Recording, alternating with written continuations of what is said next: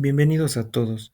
Mi grupo conformado por Santiago Bernal, Edwin Betún, Emilio Cantos y Esteban Lituma de la Universidad de Cuenca les presentará sobre el círculo de Moore en dos dimensiones, la cual es una herramienta clave en mecánica de medios continuos.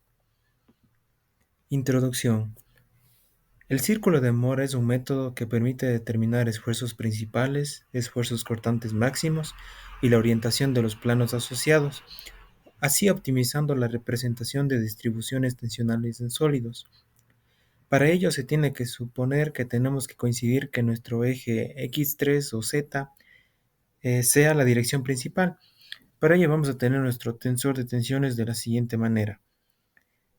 Además, vamos a buscar un vector de tracción que es la multiplicación del tensor por el vector normal.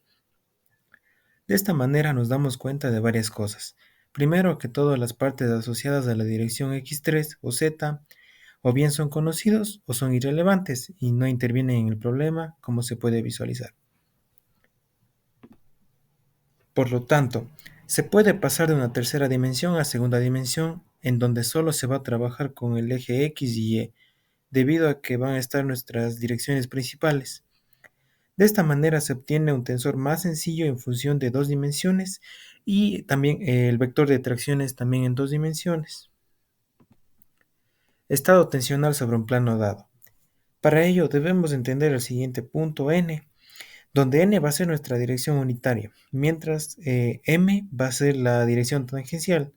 Además, se puede ver que hay un ángulo θ, el cual permite analizar n y m en función de un mismo ángulo.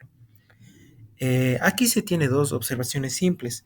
Primero, n va a ir hacia el exterior del plano y m en cambio siempre va a depender del punto P, que va a rotar en función del sentido horario. Aparte, el ángulo va a ser positivo siempre que se vaya contra las manecillas del reloj.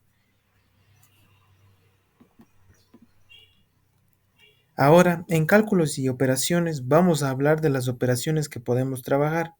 Con nuestro vector de tracciones podemos analizar al multiplicar nuestro vector unitario normal que ya habíamos analizado anteriormente en función de θ. De esta manera podemos analizar dos casos. El uno, que la tensión normal que se obtiene al multiplicar el vector tracción por el vector normal. Y el segundo, que el vector tangencial es igual al producto del vector de tracción por el vector tangencial. De esta manera ya tenemos los dos puntos claves. Problema directo. El problema directo consiste en conocer a las componentes del tensor de tensiones en un cierto sistema de ejes X, Y, obtener las direcciones y tensiones principales. Imaginemos un sistema de ejes cartesianos X y Y. Las componentes del tensor de tensiones son sigma X, sigma Y y tau XY. La diagonalización del tensor de tensiones implica encontrar las direcciones principales, donde las tensiones tangenciales tau alfa se anula y solo quedan las tensiones normales principales, que son sigma 1 y sigma 2. Para encontrar estas direcciones necesitamos determinar los ángulos alfa, que definen las inclinaciones de estos planos principales. Esto se hace mediante las ecuaciones que podemos ver en la parte izquierda de la pantalla, y estas ecuaciones surgen al imponer la condición de que las tensiones tangenciales se anulen en los planos principales. Resolviendo las ecuaciones, obtenemos dos ángulos, que son alfa 1 y alfa 2, que definen las direcciones ortogonales de las tensiones principales. Cálculo de las tensiones principales. Una vez obtenidos los ángulos, se pueden calcular las tensiones principales utilizando las siguientes expresiones. Estas ecuaciones nos permiten encontrar las magnitudes de la tensión principal de los planos principales, que son máximas y mínimas tensiones normales posibles en un material. El problema inverso consiste en, dadas las direcciones y tensiones principales sigma 1 y sigma 2, obtener las tensiones sobre cualquier otro plano considerando un plano definido por un ángulo beta respecto a la dirección de las tensiones principales. Aplicamos las ecuaciones para encontrar las componentes de la tensión sobre el nuevo plano. Estas ecuaciones nos permiten determinar cómo las tensiones principales se distribuyen en un plano diferente del material. También es importante notar que sigma beta representa la tensión normal del nuevo plano, mientras que tau beta representa la tensión tangencial. Círculo de Moore para estados planos en dos dimensiones. Se puede variar el ángulo θ entre 0 y 2π y se puede caracterizar en un plano tensional θ según sigma y tau, combinando así los ejes del plano X por sigma sigma y y por tau, y y sus puntos. Si tomamos en la tensión normal y cortante del problema inverso y se le une a una sola ecuación elevando al cuadrado a los términos, se obtiene la siguiente relación.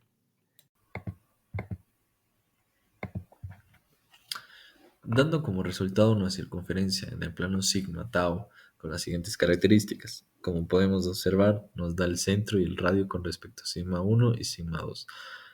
La proposición inversa se cumple ya que dado un punto en el círculo de Moore con coordenadas sigma tau, existe un plano a través de P cuyas tensiones normal y tangencial son sigma y tau respectivamente y se obtienen las siguientes relaciones, esto para cualquier ángulo o bueno un ángulo de 2 beta. Propiedades del círculo de Moore. Primero, obtener un punto en un plano cuya normal forma un ángulo beta. Esto podemos obtener ubicándonos en el sigma 1 y girando la dirección del ángulo beta. 2. Puntos representativos y alineados nos da la siguiente ecuación. Beta 2 es igual a beta 1 más pi medios. Lo mismo que el anterior, solo que ahora nos fijamos en sigma 2 y lo mismo se gira el ángulo que nos resulta. 3. Si se conoce el estado de tensión en dos planos ortogonales, se puede dibujar el círculo de Moore. Basándonos en la propiedad 2, se puede decir que al unir los dos puntos representativos, como la línea pasa por el centro y tenemos dos puntos, se puede formar el círculo de Moore. 4. Considerando los componentes del tensor de tensión sobre la base ortogonal dada, se puede dibujar el círculo de Moore. Esto nos basa con la propiedad 3 y 1, ya que tenemos los componentes del tensor y nos ubicamos en ella y solo necesitamos movernos en el ángulo correspondiente, ya sea beta o alfa. El polo del círculo de Moore. En el círculo de Moore existe un punto denominado polo que tiene las siguientes propiedades. Si se une el polo P con otro punto A del círculo, se tiene una recta que es paralela al plano cuyo estado tensional es representativo al punto A como en la figura 1.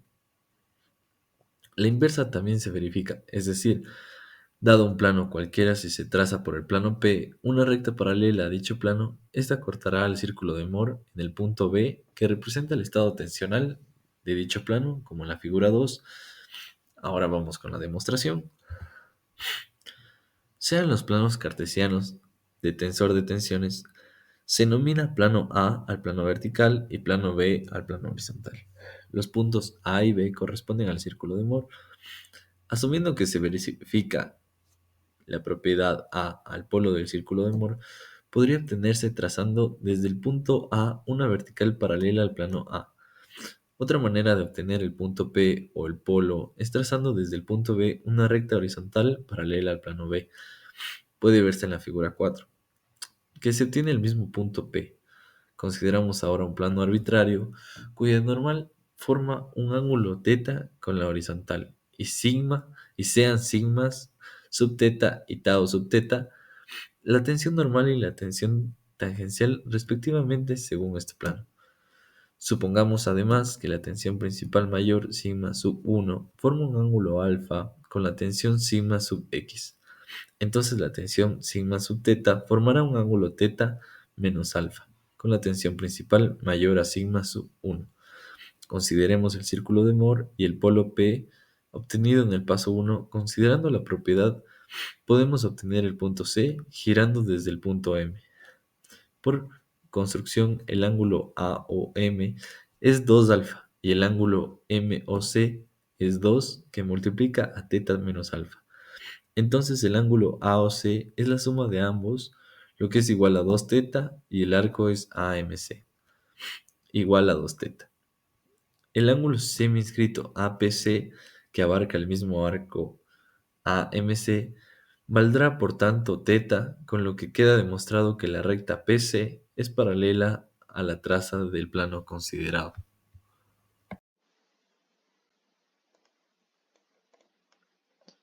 Círculo de Moore con el criterio de signos de la mecánica de suelos. El criterio de signos utilizado para las tensiones tangenciales y normales difiere entre la mecánica de suelos y la mecánica de medios continuos. Las diferencias son las siguientes. En la mecánica de suelos, las tensiones positivas son del signo contrario, o en otras palabras, las tensiones normales son positivas cuando son de compresión, y el sentido de las tensiones tangenciales son positivas y viene definido por un giro antihorario respecto al plano. El criterio de signos para los ángulos es el mismo, o lo mismo quiere decir que los ángulos positivos son en sentido antihorario. Si se considera las fórmulas fundamentales, un punto de partida y las propiedades del círculo de Moore para un mismo estado tensional, utilizando los criterios de signos en ambos casos se tiene que, para mecánica de medios continuos, se usan las mismas variables y que para mecánica de suelos varía. Esto debido al estado tensional y al criterio de signos. Es importante resaltar que para un mismo estado tensional, el orden de las tensiones principales se invertirá en la mecánica de suelos respecto a la mecánica de medios continuos, por lo que, sustituyendo las fórmulas de mecánica de suelos en las fórmulas fundamentales y simplificamos, obtenemos nuestras dos ecuaciones, por lo que se concluye que la construcción del círculo de Moore y sus propiedades son las mismas en ambos casos. Por lo tanto, también se observa que las fórmulas fundamentales obtenidas sobre la base de los criterios de las fórmulas fundamentales y de las fórmulas de la mecánica de suelos son las mismas que las obtenidas sobre la base de los criterios de signos de mecánica de medios continuos, como se puede observar en estos ambos casos. Círculo de Moore para un estado plano de corte puro. Este caso ocurre cuando en un punto existen dos planos ortogonales que solo presentan esfuerzo cortante sin esfuerzo normal.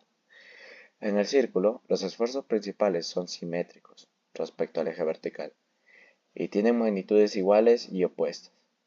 Esto representa un caso para un medio sometido a torsión o corte puro.